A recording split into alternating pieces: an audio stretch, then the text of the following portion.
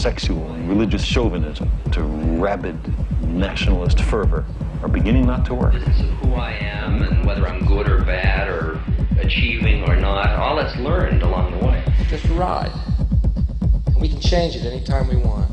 It's only a choice. No effort, no work, no job, no savings of money. I realized that I had the game wrong. That the game was to find out what I already was.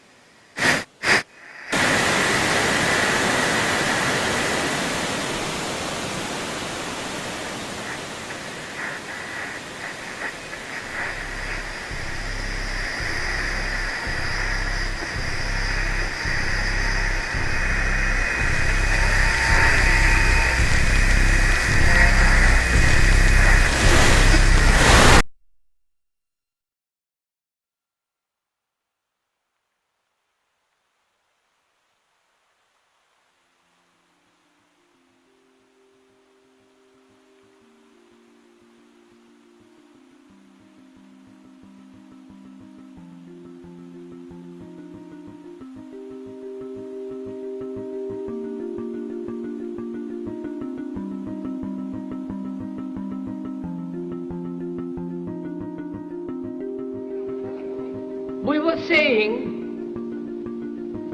how very important it is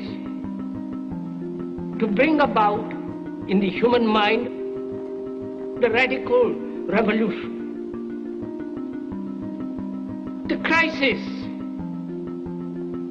is a crisis in consciousness,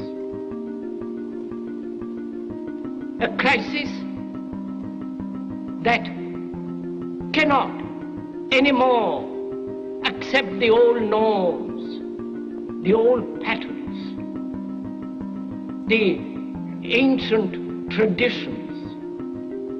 And considering what the world is now, with all the misery, conflict, destructive brutality, aggression, and so on, man is still as he was. He's still brutal, violent, aggressive, acquisitive, competitive, and he has built a society along these lines.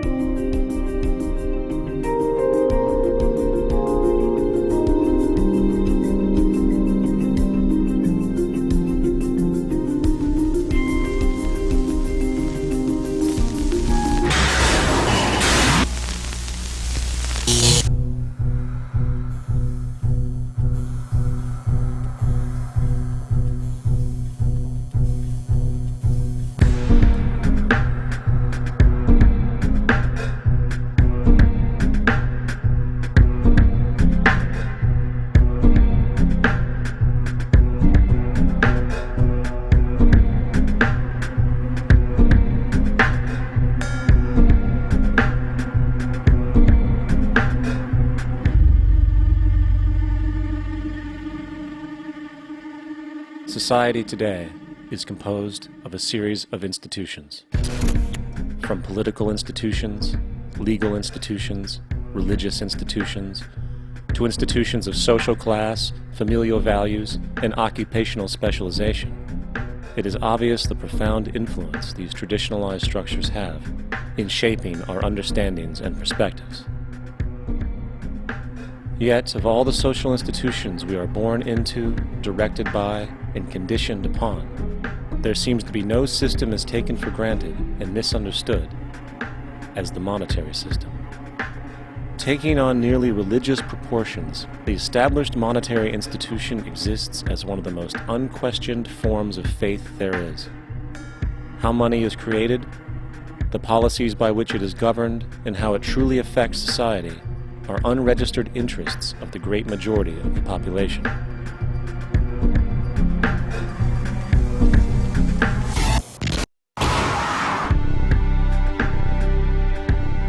In a world where 1% of the population owns 40% of the planet's wealth, in a world where 34,000 children die every single day from poverty and preventable diseases, and where 50% of the world's population lives on less than $2 a day, one thing is clear: something is very wrong.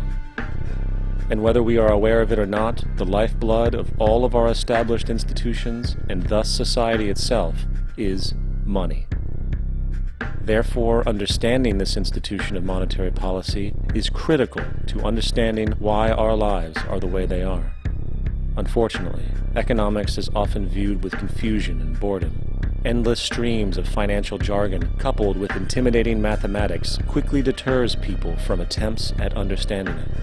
However, the fact is, the complexity associated with the financial system is a mere mask, designed to conceal one of the most socially paralyzing structures humanity has ever endured.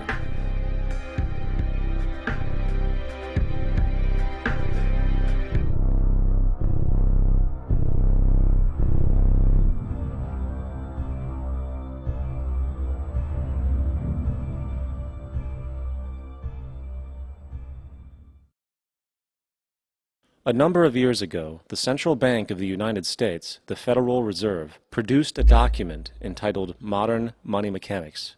This publication detailed the institutionalized practice of money creation as utilized by the Federal Reserve and the web of global commercial banks it supports. On the opening page, the document states its objective.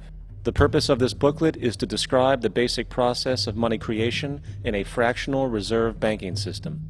It then proceeds to describe this fractional reserve process through various banking terminology, a translation of which goes something like this. The United States government decides it needs some money, so it calls up the Federal Reserve and requests, say, $10 billion. The Fed replies, saying, sure, we'll buy $10 billion in government bonds from you. So the government takes some pieces of paper, paints some official-looking designs on them, and calls them treasury bonds. Then it puts a value on these bonds to the sum of $10 billion and sends them over to the Fed.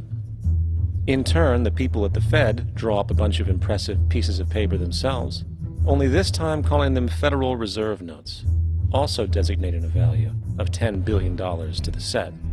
The Fed then takes these notes and trades them for the bonds. Once this exchange is complete, the government then takes the $10 billion in Federal Reserve notes and deposits it into a bank account.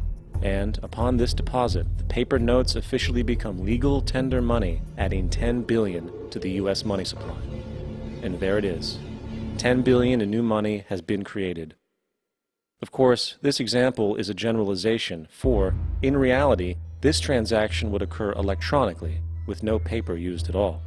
In fact, only 3% of the U.S. money supply exists in physical currency. The other 97% essentially exists in computers alone. Now, government bonds are, by design, instruments of debt.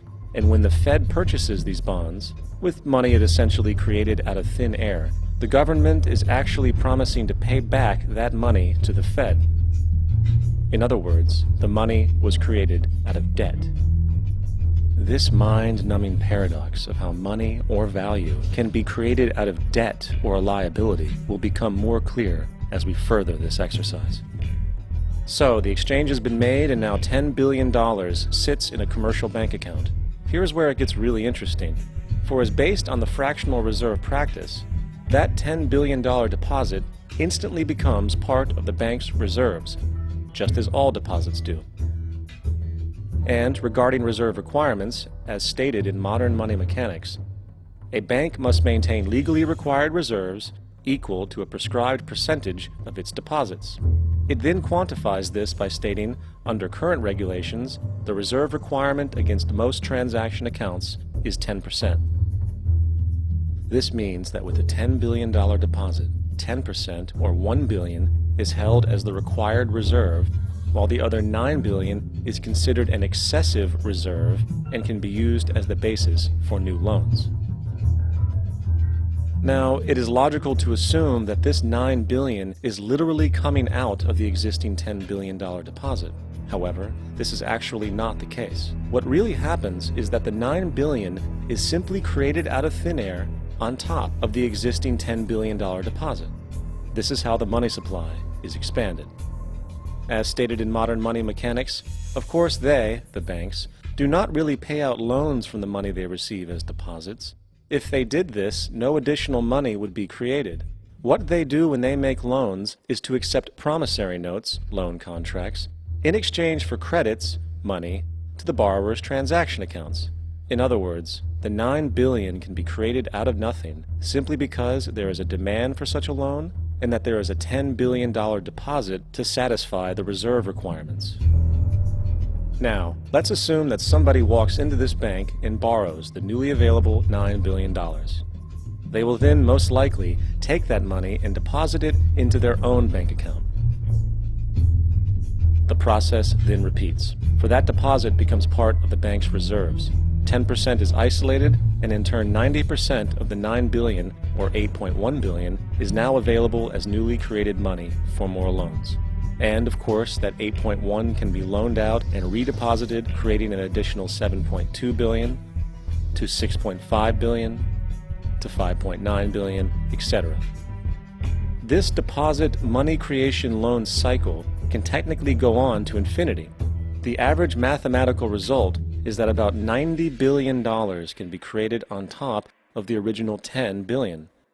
In other words, for every deposit that ever occurs in the banking system, about 9 times that amount can be created out of thin air.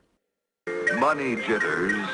Ask the obliging Bank of America for a jar of soothing instant money, M-O-N-E-Y, in the